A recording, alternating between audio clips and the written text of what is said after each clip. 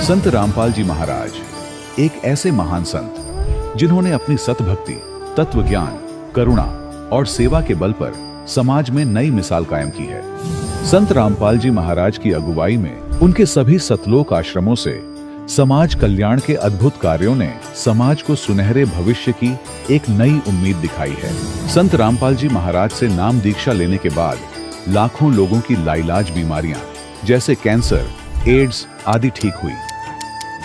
संत जी के ज्ञान से प्रेरित होकर उनके अनुयायियों ने लाखों यूनिट रक्तदान किया। संत जी ने लाखों बहन बेटियों का दहेज मुक्त विवाह करवाया।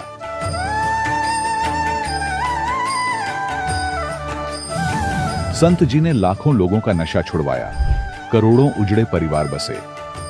संत जी के आश्रमों में समागम के दौरान निःशुल्क नेत्र चिकित्सा, दंत चिकित्सा प्रदान की जाती है। संत रामपाल जी महाराज द्वारा समय समय पर पर्यावरण संरक्षण के उद्देश्य से बड़े स्तर पर वृक्षारोपण किया जाता है। संत जी ने जरूरतमंदों को तत्काल राहत पहुंचाने के लिए एम्बुलेंस सेवा शुरू की। संत जी अपने अनुयायियों को देहदान के लिए प्रेरित करते हैं, जिससे मानवता की सेवा और चिकित्सा क्षेत्र में सुधार हो सके।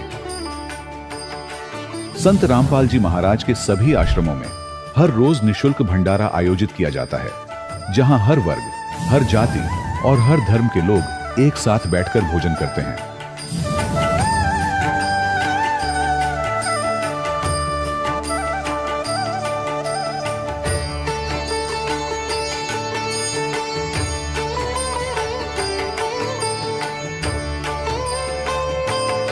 संत रामपाल जी महाराज के आश्रम में हजारों बुजुर्गों को सम्मान और प्यार के साथ जीवन जीने का अवसर मिलता है। उनके खाने, रहने और स्वास्थ्य की पूरी जिम्मेदारी संत रामपाल जी महाराज उठाते हैं। अनाथ बच्चों के लिए संत रामपाल जी महाराज के सभी आश्रम किसी वरदान से कम नहीं। यहाँ उन्हें शिक्षा, संस्कार और भविष्य के लिए बेहतर अवसर प्रदान किए जाते हैं।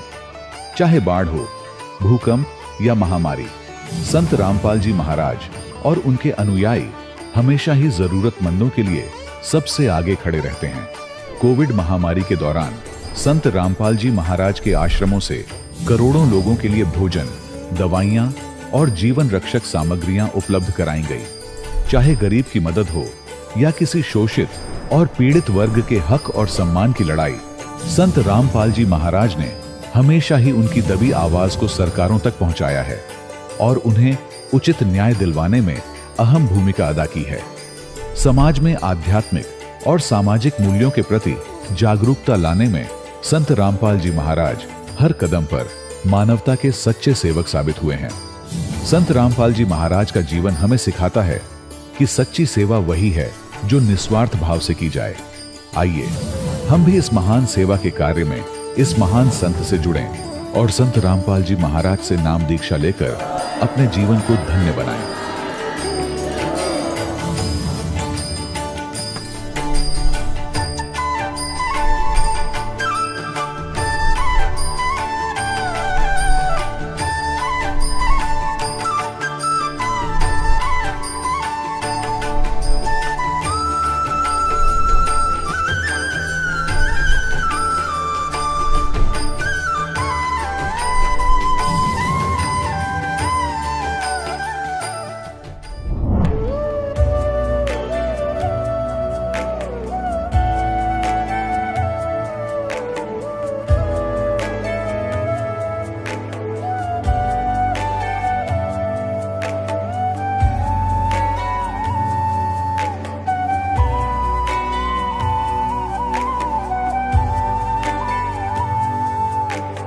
कौन ब्रह्मा का पिता है, कौन विष्णु की मां, शंकर का दादा कौन है, हमको दे बता। ये जानने के लिए कृपया सुनिए। जगत गुरु तत्वदर्शी संत रामपाल जी महाराज के अमृत वचन सर्व पवित्र धर्मों के पवित्र शास्त्रों के आधार पर। सत साहिब दर्शकों, जब कोई व्यक्ति सुख शांति की चाह में अपने धर्म में प्रचलित हर भक्ति साधना को अपनाता है, वर्षों तक पूजा पाठ करता है और अनेकों संतों की शरण में जाकर सुख की तलाश में भटकता है, लेकिन तमाम प्रयासों के बावजूद भी जब उसे कोई वास्तविक लाभ नहीं मिलता तो वो भीतर ही भीतर टूटने लगता है। दर्शकों, ऐसी ही कहानी थी जम्मू कश्मीर के रहने वाले रणधीर सिंह जी की। रणधीर सिंह जी ने अपने जीवन में न केवल सभी देवी देवताओं की भक्ति की, बल्कि निरंकारी मिशन, दादा भगवान फाउंडेशन और न जाने कितने अन्य पंथों का भी सहारा लिया। लेकिन अफसोस, इन्हें सभी जगह निराशा ही हाथ लगी। लेकिन दर्शकों, आज रणधीर जी का कहना है कि जब से मैंने संत रामपाल जी महाराज की शरण ग्रहण की है और उनके द्वारा बताए गए भक्ति मार्ग को अपनाया है, तब से मेरे जीवन में अद्भुत परिवर्तन आया है। अब न केवल मेरा, बल्कि मेरे पूरे परिवार का भी जीवन पूरी तरह से बदल चुका है। दर्शकों, आखिर रणधीर जी ऐसा क्यों कह रहे हैं? आखिर संत रामपाल जी महाराज ने इन्हें ऐसी कौन सी जड़ी बूटी दे दी जिससे इनके सारे दुख और परेशानियां खत्म हो गईं? आखिर इसके पीछे की सच्चाई क्या है? आइए सुनते हैं रणधीर सिंह जी की कहानी, उन्हीं की जुबानी। सर नमस्कार। सच साहिब जी। सर क्या नाम है आपका? मेरा नाम रणधीर सिंह है। अब रणधीर दास है जब से गुरुजी की शरण में आए। सर संत रामपाल जी महाराज से नाम दीक्षा कब लिया आपने? मैंने इस दास पे गुरुजी की कृपा 14 जनवरी 2013 को हुई थी। उस दिन संत रामपाल जी महाराज से नाम दीक्षा ली थी। सर संत रामपाल जी महाराज से नाम दीक्षा लेने से पहले आपने क्या क्या साधनाएं की थी? सर ये कहा जाए कि मतलब कौन सी साधना करते थे, मेरे ख्याल उससे बेहतर ये होगा कि कौन सी नहीं करते थे। जब मैं बचपन से ही हमारे घर वालों ने, मेरे माता पिता ने, एक मंदिर था चंडिका माता का, वहाँ इस दास को चढ़ा दिया था और वहाँ से उनसे जो भेंट पैसे कुछ होते थे दे के वापस लिया था। तो पहले तो चंडी माता का पूजा करते रहे। उसके बाद मेरे पिताजी ने ये जो है निरंकारी मिशन से नामदान लिया और हमें भी दिलवा दिया। हम भी उसको जपते रहे, धन निरंकार जी और तू ही निरंकार, मैं तेरी शरण में। उसके बाद कुछ वहाँ भी जचा नहीं। उसके बाद क्या हुआ कि ये जो हैं बाकी जितने भी संत हैं जिनके होते थे वहाँ जाते थे, ये जो है अपने मधु परमहंस जी हैं, इनके भी सत्संग मैंने बहुत बार सुने, उनके पास भी गए तो कोई लगता नहीं था, कुछ जचता नहीं था। मतलब ये सोचता था कि परमात्मा हैं, कैसे हैं, कहाँ हैं, कैसे मिलते हैं, तो यही दिल में रहता था। तो देवी देवताओं को मानना, ये करना, वो करना। एक बार क्या हुआ मैं आपको ये बताना चाहूँगा कि ये 1998 की बात है। मतलब मेरे में भक्ति का जो था ना, देवी देवताओं का इतना वो खुमार जैसा हो गया था कि मैं ना, मतलब मुझे ऐसे पावर जैसी थी। मैंने 3 महीने कोई खाना भी नहीं खाता था, भक्ति में ऐसे लगा रहता था, ऑफिस जाना छोड़ दिया था। तो मुझे इतनी पावर जैसी थी, ये जो कोई कहता था वो सियाना है, उसके पास चलो, उसके पास चलो, उसके पास, तो कोई सियाना मेरे सामने नहीं आता था। मतलब वो दूर से भाग जाते थे, पता नहीं कौन सी चीज़ की चीज़ है। तो उसके बाद फिर एक बार मैं मेरी इस दास की ड्यूटी श्रीनगर में थी, तो वहाँ सत्संग देखते थे। एक वो थे दादा भगवान फाउंडेशन, अहमदाबाद से हैं। तो उनका वो तो जो उनके आगे शिष्य थी नीरू बहन नाम करके, उनका सत्संग आता था। तो अच्छा लगा, थोड़ा सा हटके था, सोचा चलो इनके जाके देखाएं। तो अहमदाबाद में भी गए, उनसे 2 घंटे में वो कहते थे हम मुझे करवा देते हैं, आत्मा का साक्षात्कार हो जाता है ये। तो कुछ 1-2 बार दिल्ली में भी उनका प्रोग्राम था, वहाँ भी आए, कुछ नहीं हुआ। तो जब ये दास बीमार था तो उसके बाद एक मुस्लिम पंथ से थे। मतलब जब कोई नहीं, कहते हैं ना कि जब कोई प्रॉब्लम आती है तो कहीं ना कहीं हाथ पाँव मारते हैं। तो घर वालों ने उनसे राब्ता किया, तो वो जहाँ जम्मू के एक थे उनके साथ मिले। तो उन्होंने कहा कि इनको तो देवी देवताओं के साथ साथ शायद भूत बाधा कुछ है, ऐसे प्रॉब्लम है। तो उससे ये हुआ कि उन्होंने जो भी थी वो मेरी पावर शावर अपने पास रख ली, मुझे थोड़ा सा सीधा कर दिया। तो मेरे दिल में जागा कि शायद इनके पास कुछ है जो बाकी वालों के पास नहीं है। तो उनके पीर थे, मेरठ से थे, तो मैंने उनके साथ मिलने की थोड़ी सी दिल में तमन्ना हुई। तो उनके पास चले गए मेरठ में, उनसे मिले। वो थे हाजी थे, बहुत पहुँचे हुए, आई कैन से कि वो एलिवेटेड आत्मा थी। मतलब थोड़ा सा डिफरेंस ज़्यादा नहीं करने वाले थे, मतलब सबको एक समान समझने वाले थे। उनकी शरण में ये कम से कम 8 साल रहा। तो आप शायद सर ये झूठ मानेंगे कि ये मेरे ख्याल में हिस्ट्री में एक वो क्या कहते हैं नई चीज़ ही होगी कि मैंने उनके कुरान पढ़े, उनके वो पढ़े, और जहाँ तक हुआ कि उनको अपने घर से मैंने हज पे भेजा। मतलब ये कभी नहीं होगा कोई हिंदू के घर से और हिंदू के एड्रेस से कोई मुसलमान जा रहा होगा। तो उनको मैंने हज पे भेजा, उन पे आस्था थी, हज से वापस आए। फिर ऐसा चलता रहा। 2008-9 में उन्होंने अपना चोला बदल लिया, छोड़ गए इस दुनिया से।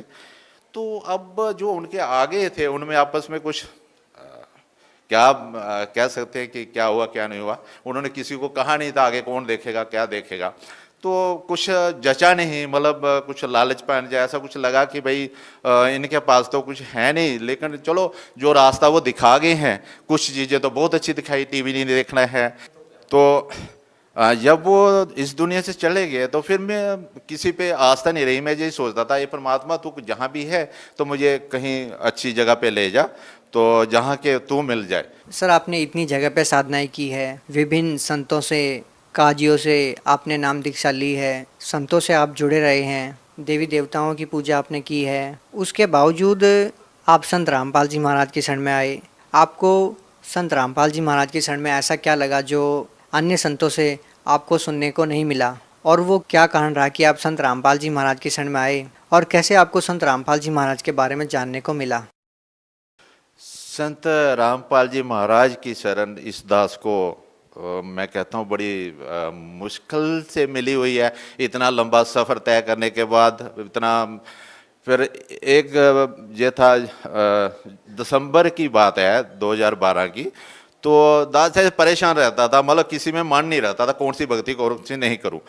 तो एक दिन ऐसे टीवी चैनल घुमा रहा था, मतलब वो लैपटॉप पे लगाया हुआ था, टीवी घर में नहीं था, तो लैपटॉप ऐसे घुमा के देख रहा था। तो उसमें ये चैनल लग गया, वहाँ गुरुजी बता रहे थे ये कबीर साहब परमात्मा हैं ये वो। तो हमने वो देखा, थोड़े दिन देखा, अच्छा लगा। तो हमने घर में इसलिए कि हमारे भगतमती कहने लगे जहाँ जाना चाहिए, तो हमने उधर का प्रोग्राम बना लिया। तो टिकट करवा दी थी फरवरी की। तो एक दिन क्या हुआ कि मेरे गले में इतनी दर्द हो गई कि हद से ज़्यादा। तो मतलब डॉक्टर के पास किया, डॉक्टर कहता आपका जो स्टेरॉइड कुछ प्रोसेस जो हड्डी है उसमें प्रॉब्लम है ये वो। तो उनकी दवाई देने के बावजूद भी दास को कोई आराम नहीं हो रहा था, बहुत दर्द हो रही, बहुत दर्द हो रही थी। तो इतनी दर्द हो रही थी, हद से ज़्यादा मैं रो रहा था। तो भगतमती कहने लगी कि हमने उधर जाने का सोचा ही है, तो फरवरी के बदले क्यों ना हम जनवरी में चले जाएँ, टिकट चेंज करवा लेते हैं। तो जो ही दास ने ये सोचा कि हाँ ऐसे कर लेंगे, तो दास की आंख लग गई। तो अभी क्या देखते हैं कि बहुत सारे ऐसे झिलमिल से तारे हो रहे हैं, और उधर से परमात्मा संत रामपाल जी ऐसे सामने आके मुझे कहते हैं बेटा आजा, तेरा सफ़र खत्म हो गया, अब तो उस सफ़र में आ जा, वो ठीक है। तो अब मुझे नींद खुल गई। अभी आधी रात 3-4 बजे का सुबह का टाइम था। तो मैं सोचता हूँ कि ये परमात्मा गुरुजी तो वही हैं जो सत्संग में आप दिखाते हैं, लेकिन अब मेरे वो गुरुजी जो थे, पीर थे, वो क्या कहेंगे, उनको मैंने छोड़ा हुआ है। तो अब दूसरी बार जब मेरी दोबारा नींद आई, सोया था, तो वो पीर सामने आ जाते हैं। वो कहते हैं बेटा अब तू चला जा, अब तेरे लिए वहीं ठीक है। तो दास ने जाके जनवरी की टिकट चेंज करवाई और वहाँ जाके अपनी भगतमती और दोनों ने जाके गुरुजी से नामदान लिया। और रात को 2 बजे गुरुजी ने दर्शन दिए, जो कि मेरे ख्याल में शायद ही गुरुजी कह रहे थे कि बेटा मैं 2 बजे तेरे लिए आया हूँ। तो बहुत देर कर दी मैंने, अब जल्दी बुला लिया, फिर भी महीना पहले बुला लिया। तो ये गुरुजी को पहले ही मालूम था कि पहले बुला लिया। सर, संत रामपाल जी महाराज से नाम दीक्षा लेने के बाद आपको क्या लाभ मिले? लाभ तो अनेक हैं। मतलब जब मैं एक कहना चाहूँगा कि जब हमने नाम दीक्षा भी नहीं ली थी, सिर्फ टिकट चेंज की थी, 1 महीना चेंज की थी, तो हम ये समझ चुके कि अब हम और हमारे ये बच्चे सब उस परमात्मा के ही हैं, हमारा कुछ नहीं है। तो एक दिन क्या, उसी टाइम में मेरा बेटा 6th क्लास में पढ़ता था उस वक्त, वो स्कूल में कहीं बच्चे ने किसी ने धक्का दे दिया और पत्थर पे इतने जोर से वो पड़ा था कि उसके सिर में इतना ज़्यादा मतलब हो गया था। तो डॉक्टर ने कहा था कि इसको शायद काफ़ी लगी है, सर्जरी करनी पड़ेगी। तो हमने कहा परमात्मा, अब हमने तो आपको ही मान चुके हैं, परमात्मा आप ही हमारे गुरु, आप भी रक्षा करो। तो जब वो टेस्ट वगैरह उन्होंने किया तो उन्होंने कहा नहीं कुछ नहीं है, सिर्फ थोड़ा सा ये खून का क्लॉट बना हुआ है, ये ठीक हो जाएगा। तो पहले तो ये परमात्मा ने वहाँ भी रक्षा की हमारी। फिर सबसे तो ये हुआ कि जो मेरा इतना लंबा सफ़र बेकार गया, 50 साल इधर दरबदरी में, तो सच्ची भक्ति मिल गई, सच्चे परमात्मा मिल गए। परमात्मा कहाँ है, कैसे रहते हैं, किन किन को मिला, वो सारा पता चला। उसके बाद कुछ छोटी मोटी जो आशंकाएँ होती थी, जैसे मैं बताना चाहूँगा, मेरी बेटी का कॉम्पिटिटिव में इंजीनियरिंग और डॉक्टर दोनों में उसका हो गया था। तो अब हम ये सोच में पड़ गए कि इसको किस लाइन पे भेजें।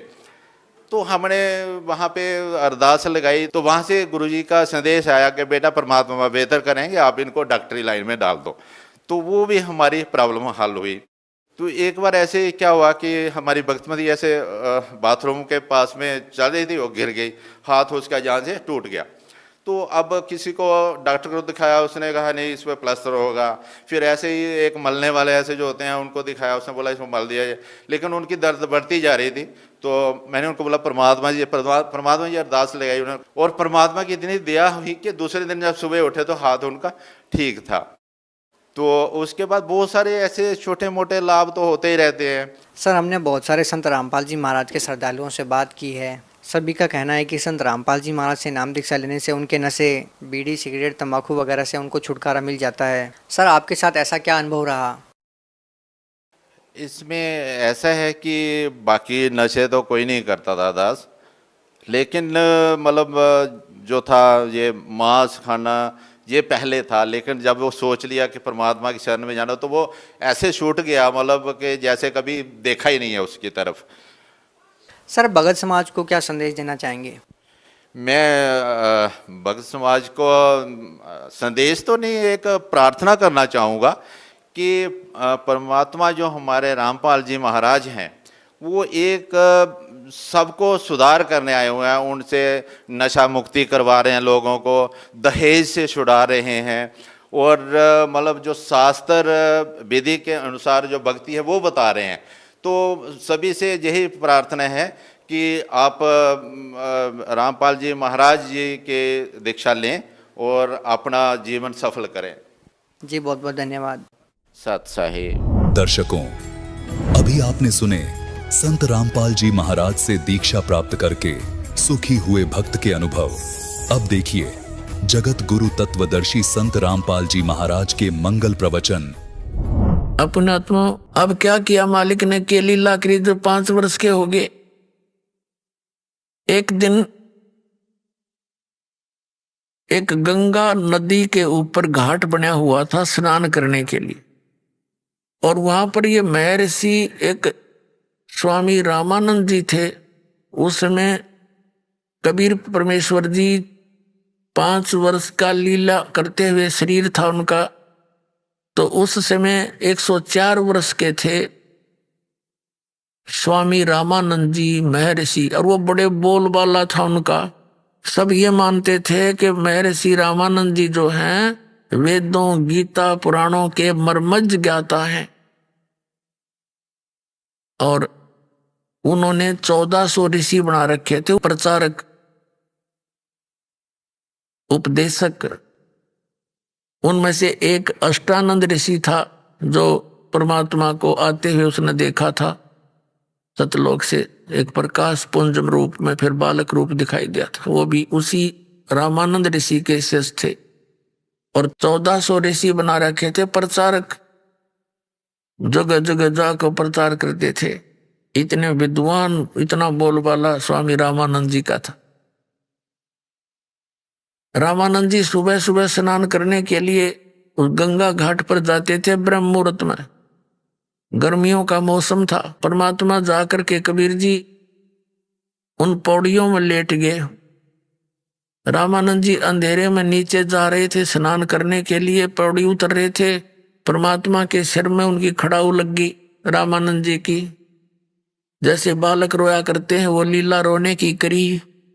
एकदम रामानंद जी झुक गए। किस बालक का चोट लगी? क्यों साधु संत बड़े दयालु होते हैं। एकदम नीचे को झुका, अको हो किसी बालक का चोट लगी। एकदम नीचे झुके तो उनके गले में एक कंठी थी। कंठी बोलते हैं, एक कंठी होती है तुलसी के लकड़ी के, एक मनका होता उसमें, एक मणिया, और वो धागे से बांधकर अच्छी लटकाते नीचे तय की, अच्छी लंबी, यानी आसानी से काट लेना हो, जब उसने निकाल दे फिर पैर ले। ऋषि जी बड़े बड़े जटा रखाया करते थे। तो वो कंठी जो थी वह धागे में एक मनका डला हुआ, वो क्या होती है? वो ये पहचान होती है कि ये वैष्णव उपदेशी, ये उपदेशी है और वैष्णव परंपरा से है। तो वो जब नो झुके एकदम रामानंद जी, उनकी वह कंठी निकल गए और कबीर जी का गल गई गले में। अंधेरा था। रामानंद जी ने तो सिर्फ ये पूछा, कहा कि बेटा रो ना, रो मत बेटा, धोखे से मेरा पैर लग गया तेरे, और राम राम बोल बेटा, राम राम बोल। राम के नाम ते सुख होता है, दुख दूर होते हैं। अब कबीर साहब चुप हो गए। अब रामानंद जी ने सोचा किसी का बालक होगा, रास्ता भूल के आ गया। कहा बेटा तू यहां बैठ जा, मैं स्नान कर लेता हूं, तुझे तेरे घर भिजवा दूंगा और चिंता ना कर। रामानंद जी तो स्नान करने लग गए। वो वहां से अंतर ध्यान हुए और अपने वो मुंह बोले माता पिता की झोपड़ी में आके विश्राम किया। अब उधर से रामानंद जी स्नान करके बाहर आए तो देखा बालक है नहीं। इधर उधर देखा, एक दो से पूछा कि यहाँ एक बच्चा था, अगले हमने नहीं देखा। तो रामानंद जी ने सोचा भाई चला गया होगा बालक, उजाला अंधेरे में तभी चल गया होगा, रोशनी होगी है, चला गया होगा। बात उसका ध्यान से उतर गई। अब परमात्मा ने क्या किया? स्वामी रामानंद जी का शिष्य ऋषि एक विवेकानंद नाम का, अपने अक्षेत्र में, जहां उसका अक्षेत्र बांट रखा था 1400 ऋषियों में से एक उसका भी अक्षेत्र था। तू यहां प्रचार करेगा, ये इनको तू समझाएगा, इनकी शंका समाधान करेगा। तो सत्संग कर रहा था। कबीर साहब भी जा बैठे वहां।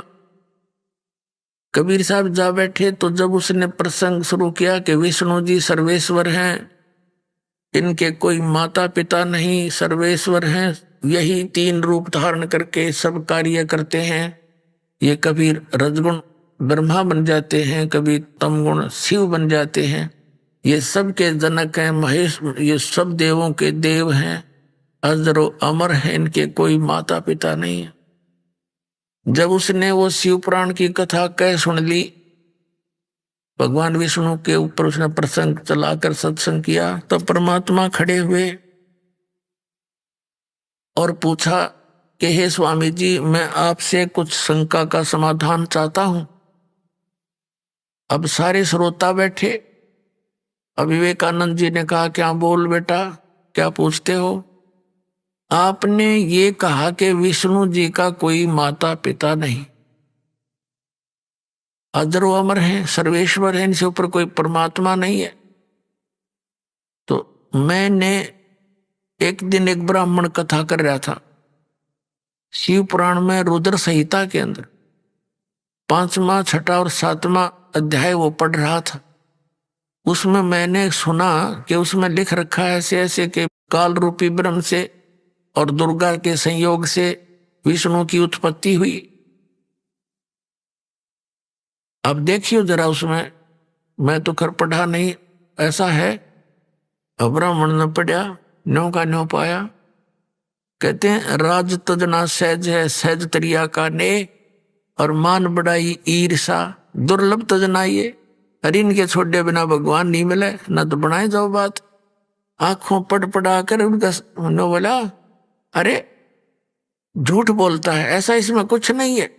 उसको पता था सारे अशिक्षित बैठे हैं, और कहने लगे, उस विषय को बदल दिया। विषय को बदल कर कहने लगा, तूने किसी से नाम ले रखा, ये तिलक विलक लगा रखे हमारे जैसे। परमात्मा ने कहा कि हाँ मैंने नाम ले रखा है, दीक्षा ले रखी है। किससे ले रखी है? विवेकानंद जी बोले कि जिससे आपने ले रखी है। अच्छा तू कौन है, तेरी क्या जाति है?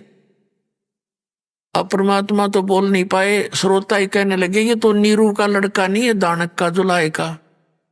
नीरू जुलाहे का पुत्र है ये, इसकी तो आदत है जहां भी जाता है यू छेड़छाड़ करे बिना नहीं टिकता। और विवेकानंद कहता है कि अच्छा ये जुलाहे का लड़का, और क्या कहता है तू मेरे गुरुजी से उपदेश ले रखा है? हाँ जी, आप जिस गुरुजी से आपने उपदेश ले रखा है उसी से मैंने ले रखा।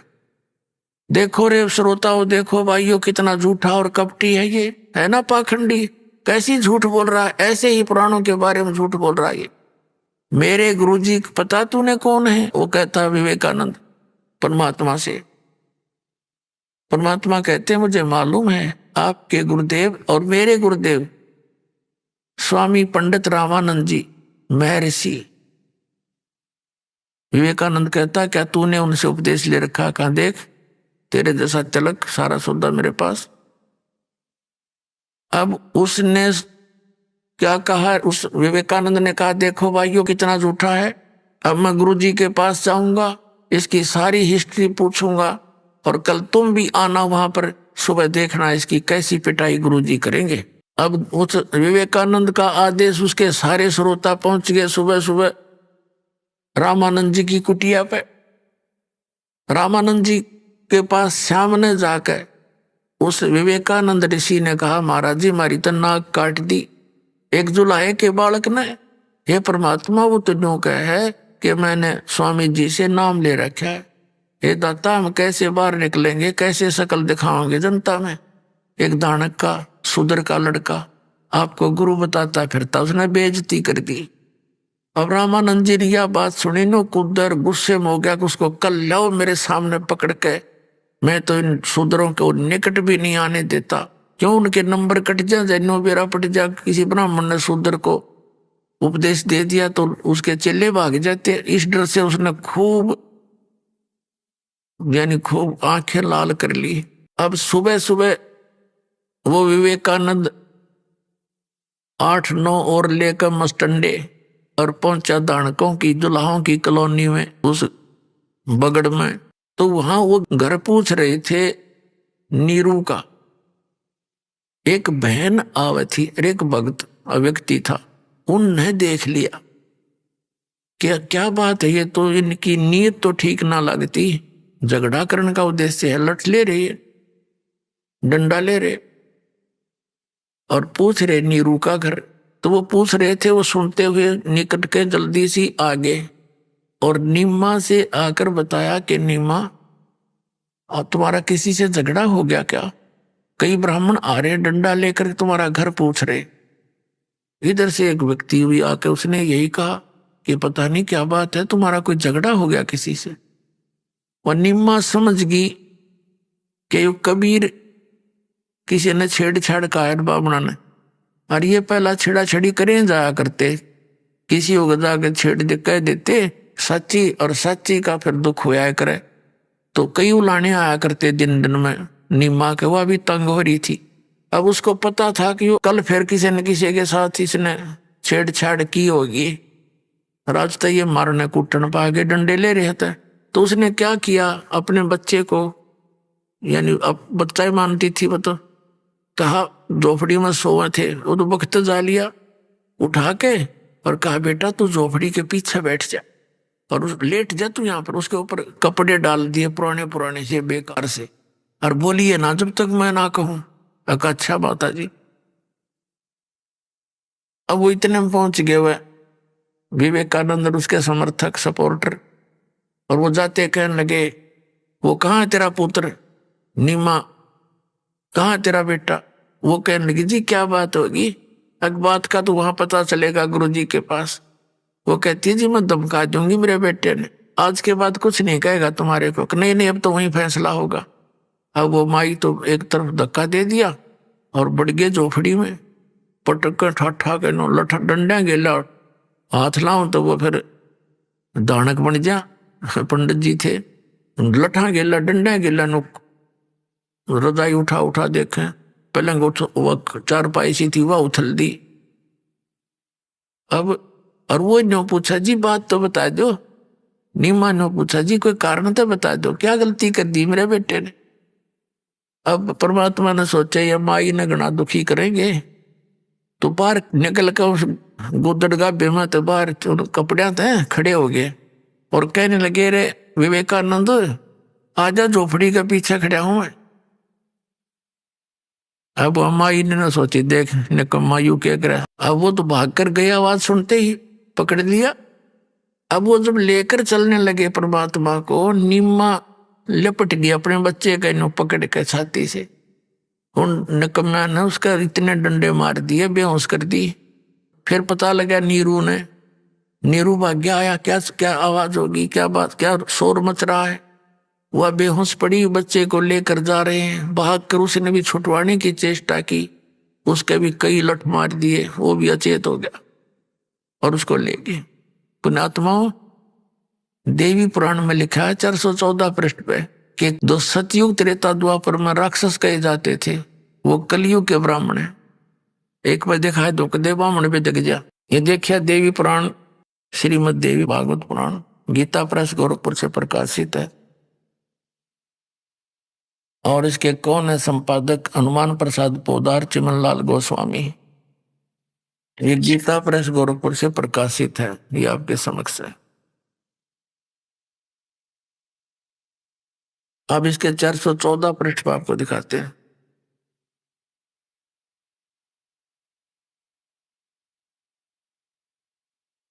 एक तो इन पंडिता का पता लगा कि से ब्राह्मण थे ये। संक्षिप्त देवी भागवत छठा स्कंद और 414 पृष्ठ पे जन्मेजय ने पूछा, महाभाग किस युग में कैसा धर्म का स्वरूप है?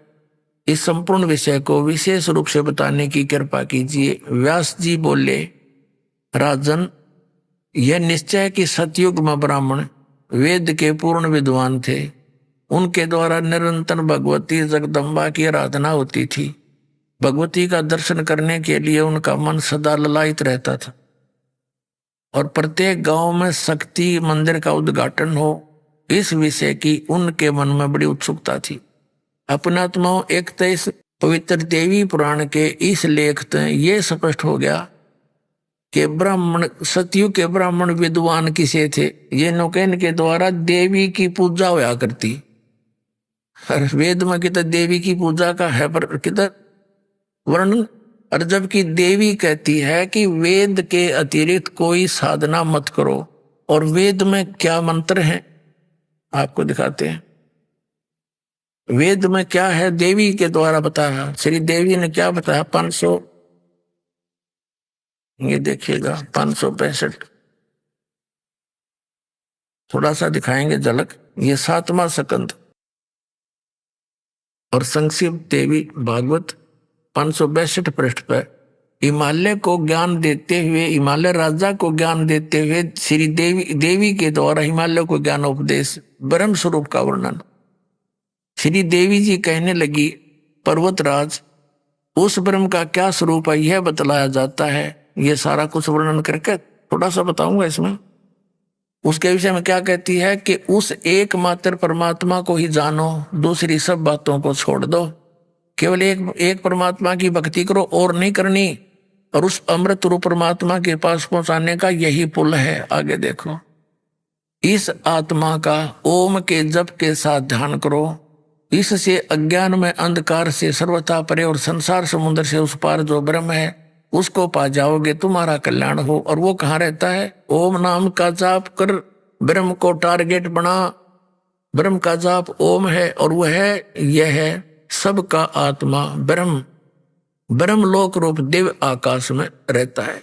अब श्री देवी कह रही है कि और सब बात छोड़ दो, मेरी पूजा भी छोड़ दो, एकमात्र परमात्मा को ही जानो, जिसका उसका ओम नाम है, और ब्रह्म का उद्देश्य मानकर उसका जाप करो। और वो ब्रह्म फिर देखो इस आत्मा का ओम के जप के साथ ध्यान करो। इससे अज्ञान में अंधकार से सर्वथा परे समुद्र पार से जो ब्रह्म है उसको पा जाओगे। नहीं, ओम नाम ब्रह्म का है और वो ब्रह्म कहाँ रहता है? वह ये सब का आत्मा ब्रह्म, ब्रह्मलोक रूप दिव्य आकाश में सतीत वहां रहता है। देखो पुण्यात्माओं, व्यास जी को कितना ज्ञान है और क्या कह रहे हैं कि सतयुग के ब्राह्मण वेद के पूरे विद्वान थे और दुर्गा की पूजा करते थे। खाक विद्वान थे वेदों का, क्या पता था उनको। और देवी कह रही है कि मेरी भी पूजा छोड़ो, केवल ओम नाम है ब्रह्म का जाप करो, वो ब्रह्म लोक में रहता है। और फिर वेद देवी ने यह भी स्पष्ट किया है, ये देखिए 571 पृष्ठ पर दिखाते हैं कि वेद के अतिरिक्त कोई साधना नहीं करनी चाहिए। देखिएगा ये 7वां स्कंद है, उसी में आगे चलकर देवी ने क्या बताया है, ये 570-71 पे ये श्री देवी जी कहती है राजन, ये आगे बता रही है, यहां बताया है 571 पृष्ठ पे, कहा कि वेद में कहे गए धर्म का परित्याग करके जो अन्य धर्म का अवलंब करते लेते हैं, राजा को चाहिए कि उन अधर्मी व्यक्तियों को अपने राज्य से निकाल दे। ब्राह्मण लोग उन अधर्मियों की से न बात करें और न उन्हें अपनी पंक्ति में बैठावें। शिव ने मोह में डालने के लिए इन शास्त्रों का प्रतिपादन किया है। इस जगत में तरह तरह के अन्य जितने शास्त्र हैं वे सभी श्रुति और स्मृति के विरुद्ध होने के कारण तामसी कहे हैं। उन शास्त्रों के नाम है वाम, कपाल, कौलक और भैरवागम।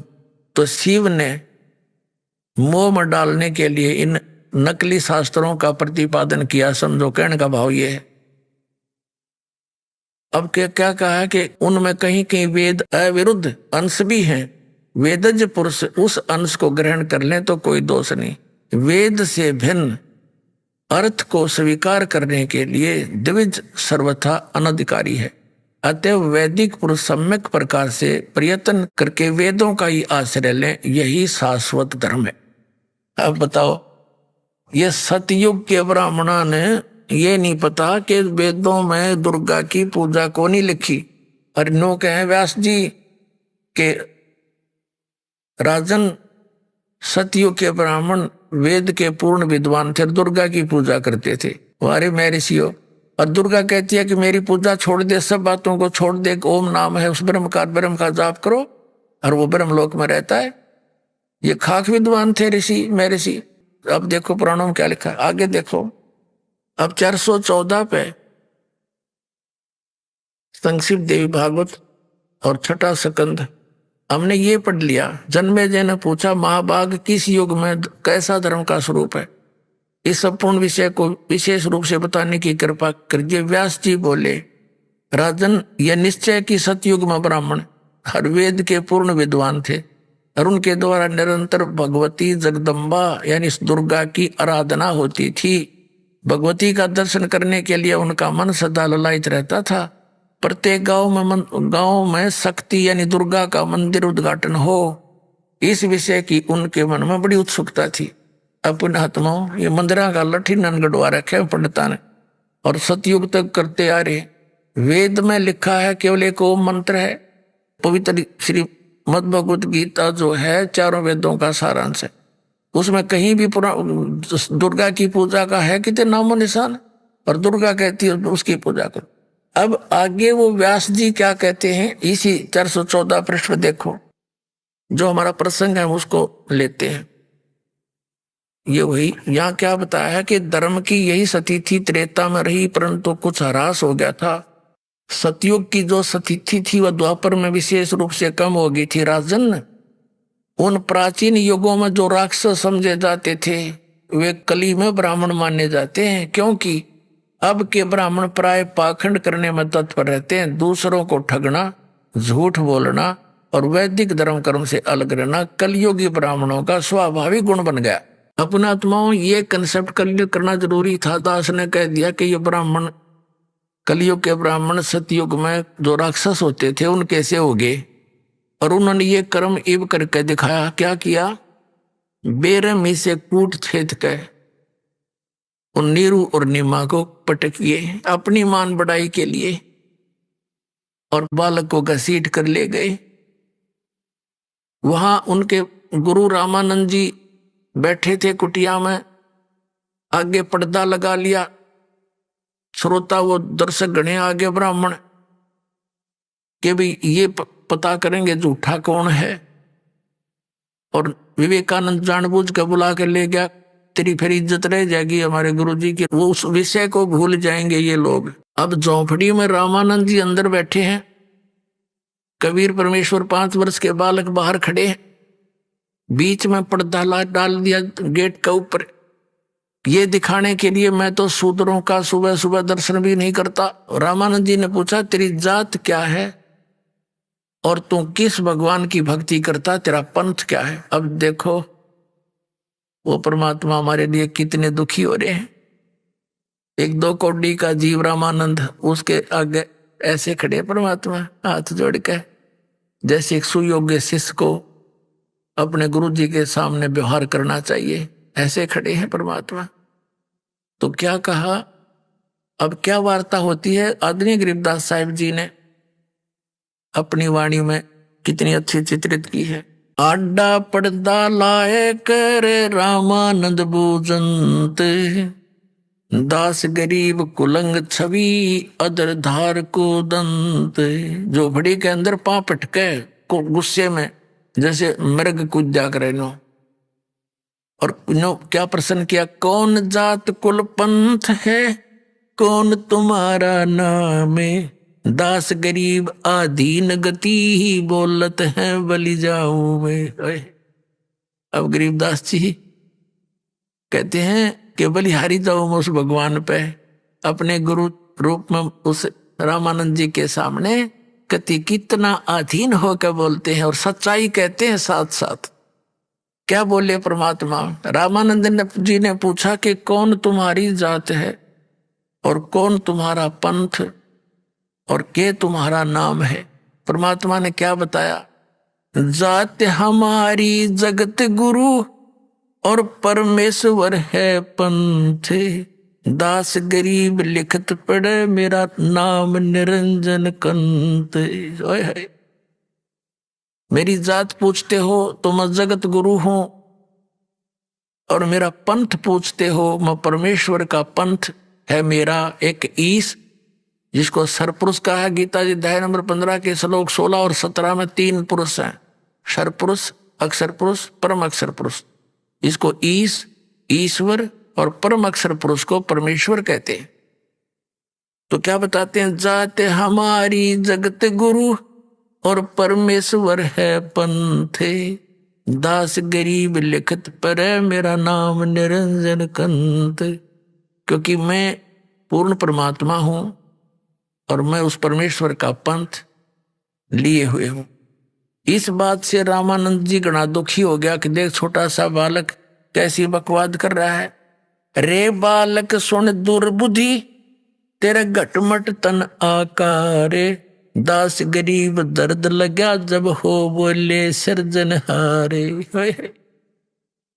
गरीबदास साहिब जी के बता रहे हैं कि जब रामानंद जी को परमात्मा ने अपने आप को परमात्मा कह दिया, इस बात का दुख माना रामानंद ने और गाली देने लग गया। रे बालक सुन दुर्बुद्धि, तेरे तो घटमट तन आकार, तू तो सामने खड़ा दिखाई देता है और वो परमात्मा तो निराकार है जिसके बारे में तू कह रहा है मैं वही भगवान आया हुआ हूं। रे बालक सुन दुर्बुद्धि, तेरा घटमट तन आकार। गरीबदास जी कहते हैं दास गरीब रामानंद जी का दर्द हो गया इस बात का, जब परमात्मा हो बोले सृजनहार के मैं सृजनहार हूं। और किसे उलाने दिए, कैसी अब उधर बातें कही कि तुम मोमन के पालवा तेरा जुल्हे के गर्भास, और दास गरीब अज्ञान गति तेरा ऐसा दृढ़ विश्वास।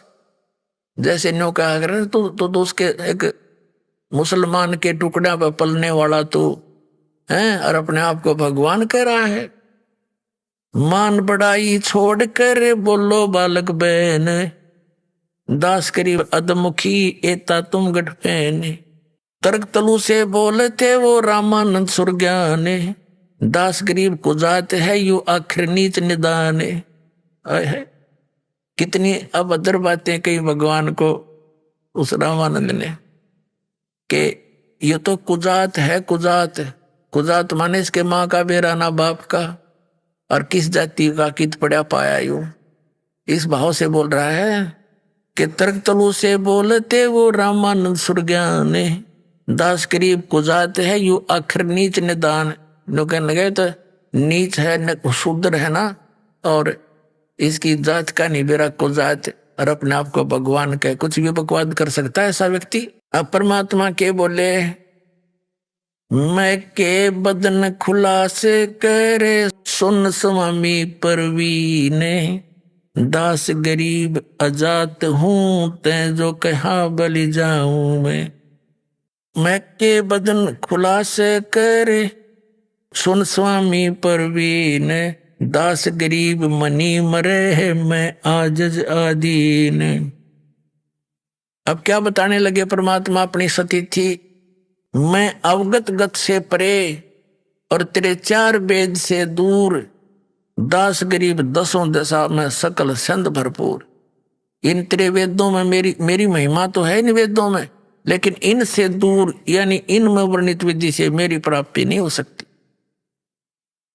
सकल सिंध भरपूर हूं खालिक हमरा नाम, दास गरीब आजाद हूं और तै जो कहा बलि जाऊं मैं। देखो सुयोग्य शिष्य की कैसी भूमिका करते हुए कहते हैं कि हे गुरुदेव आप मेरे गुरुजी हैं, और आप मुझे कुजात कहो, नीच कहो, सिरोधार्य है, लेकिन मैं इस जात जूत से परे हूं, मेरी कोई जात नहीं, और बाकी आपने जो कहा वो सिरोधार्य है।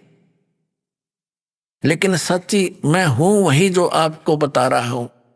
ए स्वामी सृष्टा में और सृष्टि हमारे तीर, दास गरीब अधर बसूं मैं अवगत सत कबीर। मैं ऊपर सतलोक में रहता हूं,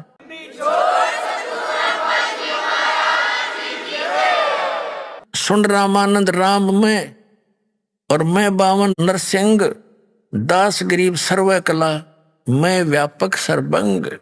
मेरी ही सत्ता सबके ऊपर है। और सुन रामानंद राम में, और मैं बावन नरसिंह, ये नरसिंह बनकर मैं ही आया था, प्रहलाद को बचाया था।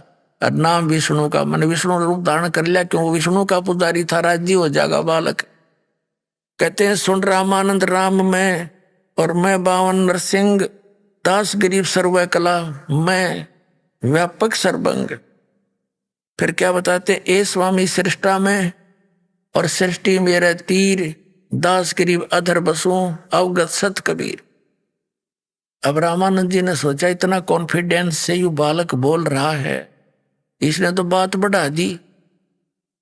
फिर कहने लगा मैं पहले अपनी कुछ पूजा कर लेता हूं, तू बैठ जाए एक तरफ। पर्दे के पीछे से बात हो रही है ये।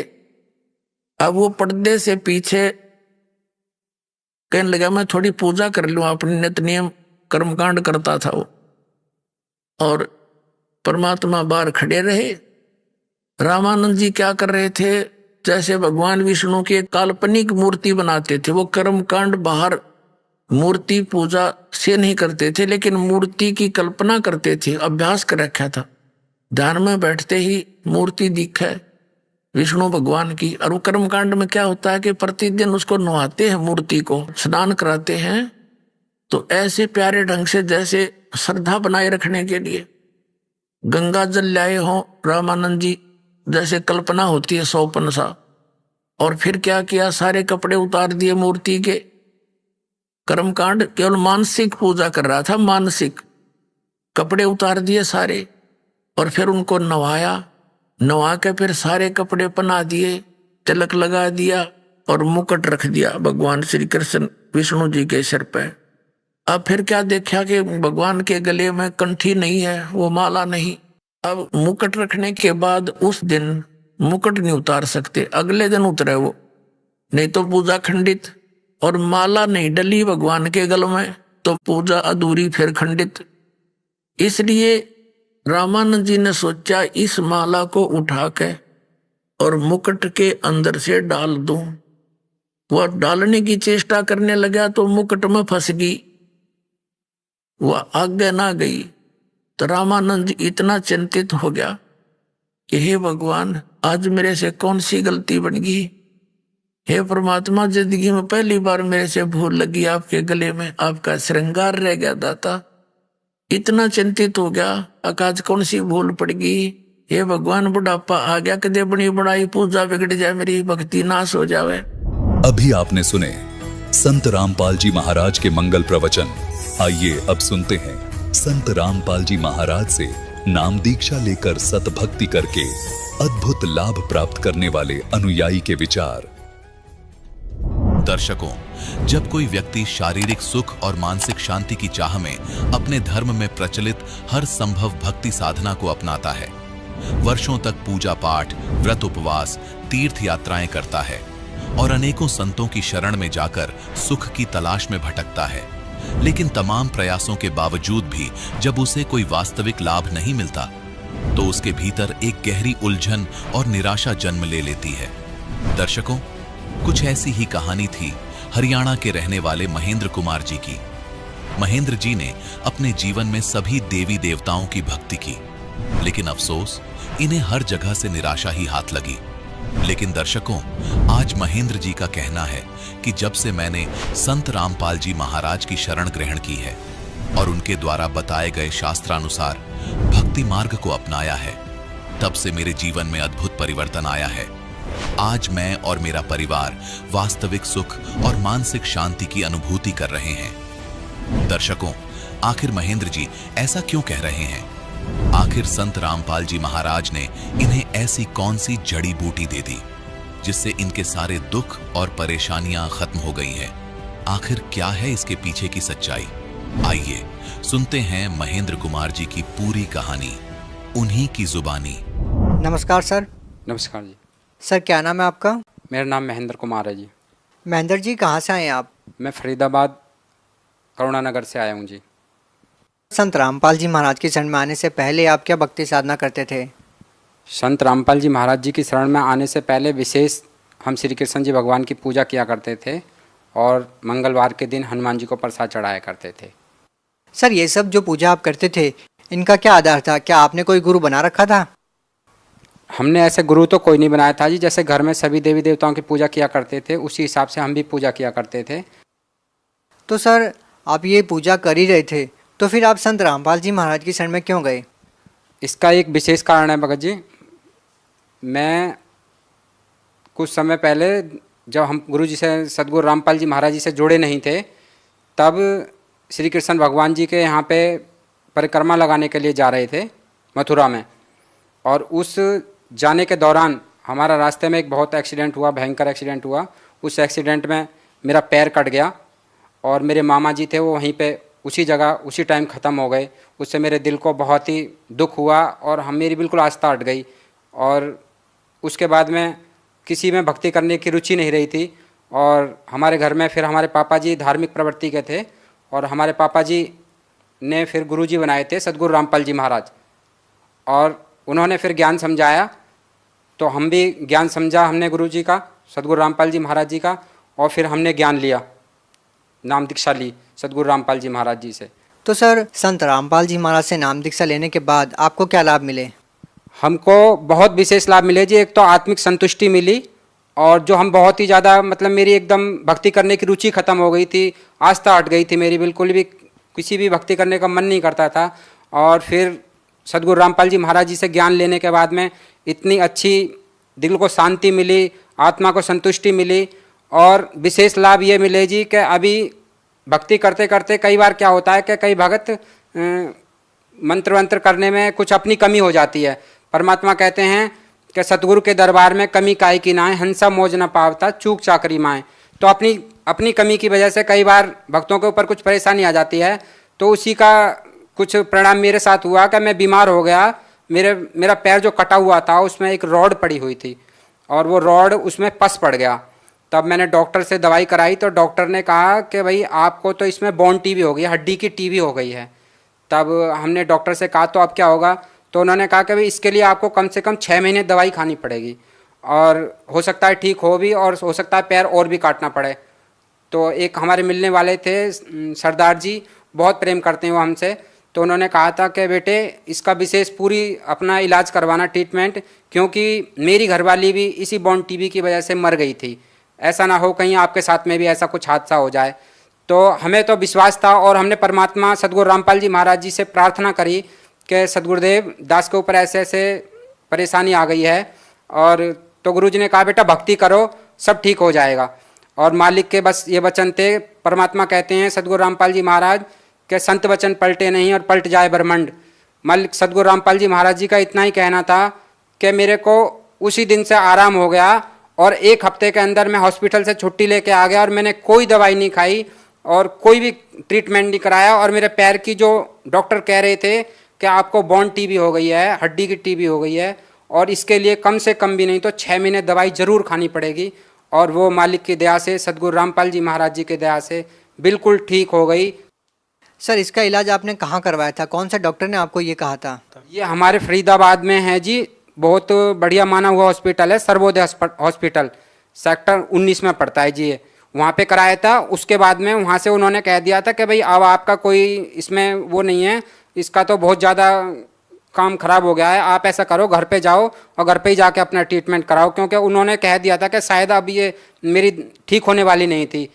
तो उसके बाद में फिर हम यहाँ पे अपने पास में पड़ोस में एक जनक हॉस्पिटल है, उसमें भर्ती हुए थे। फिर उन्होंने कहा था कि करीब 6 महीने दवाई चलेगी आपकी और हो सकता है ठीक हो जाए। तो वहाँ पे हमने मुश्किल से 1 हफ्ते दवाई कराई थी। 1 हफ्ते में परमात्मा से प्रार्थना करने के बाद में, सदगुरु रामपाल जी महाराज जी से प्रार्थना करने के बाद में, और दास की बिल्कुल ठीक हो गई ये बॉन टीबी, और अब मैं बिल्कुल ठीक हूँ जी। सर यहाँ पर एक बड़ी विचित्र बात देखने को मिल रही है, क्योंकि सर साइंस का ज़माना है और आज के टाइम इस आधुनिक युग में लोगों का इन बातों पे विश्वास करना कि जैसे आपने बताया कि संत रामपाल जी महाराज ने आपको कहा कि ठीक हो जाएगा, और उसी पल से आपको उस बीमारी में राहत मिलना शुरू हो गई और 1 हफ्ते के अंदर आपकी सारी हुई बीमारी दूर हो गई। तो सर आज के इस आधुनिक युग में आज के जो लोग हैं, क्या वो इस बात को स्वीकार करेंगे? आप उनको कैसे समझाएंगे, या सर क्या कहना चाहते हैं? बिल्कुल स्वीकार करेगा जी। परमात्मा जो भी काम करते हैं, परमात्मा की वचन में शक्ति होती है। जिस प्रकार से हर ऊपर वाला उसको शक्ति देता है, जैसे कि आज हमारे प्रधानमंत्री हैं, वो अगर कह दें कि यहाँ से रोड बन जाए तो उसी दिन रोड बनना शुरू हो जाता है। और जो संत होते हैं वो पूर्ण परमात्मा के भेजे हुए अवतार होते हैं, और उनके द्वारा वही मतलब लोगों को लाभ दे सकते हैं। परमात्मा की शक्ति उनके अंदर होती है, और विशेष तो यही लाभ मिला जी। और घर में बहुत परमात्मा, जब मैं पहले शुरू में नाम नहीं लिया था हमने गुरु जी से, तो दास की आर्थिक स्थिति बहुत ख़राब थी। मैं एक दुकान पे, एक हमारे सरदार जी थे, मैं उनकी दुकान पे काम करने के लिए जाता था, तो वहाँ पे 100-200 रुपये का मतलब रोज़ काम किया करता था, क्योंकि पैर भी कट गया था, तो उसकी वजह से बहुत परेशानी थी। और मालिक से नाम लेने के बाद में परमात्मा ने इतनी दया करी, उसी साल जिस साल मैंने नाम लिया था परमात्मा से, 6 महीने बाद मैंने अपनी एक दुकान खोली टेलर की, और आज मालिक की दया से बहुत बढ़िया काम है दुकान पे, बहुत बढ़िया काम चलता है परमात्मा की दया से, और मेरी आर्थिक स्थिति भी बहुत बढ़िया है मालिक की दया। भगत समाज को क्या संदेश देना चाहते हैं? मैं भगत समाज को यही संदेश देना चाहूँगा जी कि परमात्मा, पूर्ण परमात्मा सदगुरु रामपाल जी महाराज जी आए हुए हैं, और सभी लोगों से प्रार्थना है कि एक बार परमात्मा के ज्ञान को समझें। मालिक कहते हैं कि जाति न पूछो संत की, पूछ लीजिए ज्ञान, मोल करो तलवार का, पड़ी रहने दो म्यान। सर बहुत से ऐसे श्रद्धालु हैं जो संत रामपाल जी महाराज से नाम दीक्षा लेना चाहते हैं, तो सर वो संत रामपाल जी महाराज से नाम दीक्षा कैसे ले सकते हैं? परमात्मा सदगुरु रामपाल जी महाराज जी से जुड़ने के लिए आज मालिक ने विशेष दया कर रखी है सभी के ऊपर। सभी जिलों में परमात्मा ने नामदान केंद्र खोल रखे हैं। अब किसी भी जिले में जाओगे आप तो वहाँ पे नामदान केंद्र खुले हुए हैं। सर आप फरीदाबाद हरियाणा से बिलोंग करते हैं, हरियाणा में कहाँ कहाँ नामदान स्थल है? फरीदाबाद में जी बदरपुर बॉर्डर के पास में है जी एक पल्ला मोड़बंद, वहाँ पे नामदान केंद्र है। और फरीदाबाद में खेड़ी पुल सेक्टर 87 में इधर पड़ता है जी, वहाँ पे नामदान केंद्र है। और पलवल में भी नामदान केंद्र है जी। सर बहुत बहुत धन्यवाद आपका। धन्यवाद जी।